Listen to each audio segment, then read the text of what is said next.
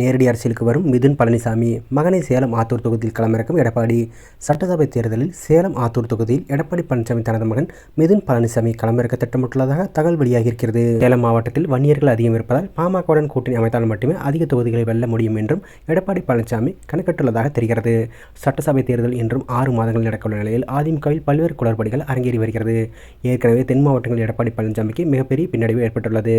கடந்த நாடாளுமன்ற தேர்தலில் மதுரை, தேனி, ராமநாதபுரம், நெல்லை, கன்னியாகுமரி உள்ளிட்ட மாவட்டங்களில் அதிமுக 3வது இடத்திற்கு தள்ளப்பட்டது.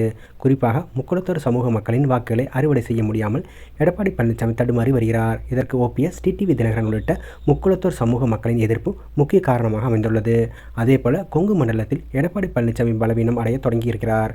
செங்கோட்டையனை நீக்கியதன் மூலமாக இந்த சரிவு தொடங்கியுள்ளது. இதனிடையே போறப்போக்கில் செங்கோட்டையன் ஒரு குண்டை வீசி இருக்கிறார். அதாவது அதிமுகவில் வாரிசு அரசியல் இருக்கிறது. அதிமுகவில் எடப்பாடி பழனிசாமி மைத்துனர் மற்றும் மாப்பிள்ளை என அவரது குடும்பத்தினர் தலையெடுத்து வருவதை அனைவரும் அறிந்த உண்மை என்று கூறியுள்ளார். ஏற்கனவே எடப்பாடி பழனிசாமியின் மகன் மிதுன் குமார் பழனிசாமி நேரடி அரசியலுக்கு வர உள்ளதாக கூறப்பட்டு வருகிறது. கடந்த சில ஆண்டுகளாக மிதுன் பழனிசாமி கூட்டணி பேச்சுவார்த்தைகளில் ஆர்வம் காட்டி வந்தார். கடந்த ஏப்ரல் மாதம் பாஜகவுடன் அதிமுக கூட்டணி அமைக்கவும் மிதுன் பழனிசாமியின் தலையீடு காரணமாக சொல்லப்பட்டது.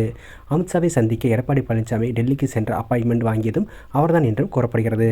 அது மட்டுமில்லாமல் மிதுன் பழனிசாமியின் குழு கொடுத்த பரிந்துரை அடிப்படையில் எடப்பாடி பழனிசாமி சுற்றுப்பயணம் அமைந்ததாகவும் சொல்லப்படுகிறது. இதனிடையே தனது மகனை சேலம் மாவட்ட ஆத்தூர் தொகுதியில் களமிறக்க எடப்பாடி பழனிசாமி ஆலோசித்து வருகிறார்.